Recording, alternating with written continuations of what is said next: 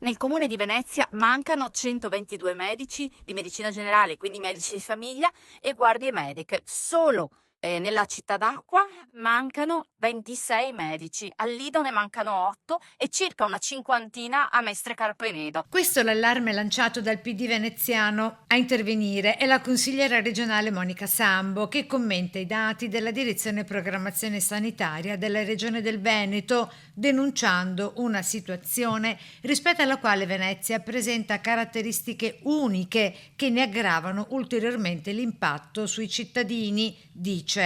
Allora è evidente che non è possibile che i cittadini, migliaia di cittadini rimangano senza medico di medicina generale o comunque abbiano difficoltà ad accedere al servizio. Per questo chiediamo più investimenti da parte della Regione e la necessità che soprattutto tramite i medici di medicina generale e la medicina territoriale ci siano più servizi vicino al cittadino. Secondo l'esponente democratica è necessario percorrere la strada dell'ottenimento per Venezia dello status di zona disagiatissima, così da poter intervenire più efficacemente sull'emergenza legata alla carenza di personale sanitario.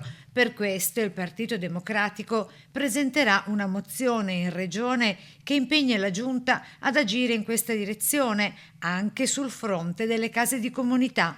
Su questo c'è bisogno di un grande investimento a partire anche dalle nuove case di comunità, che per ora sono solo scatole vuote, senza servizi e senza personale.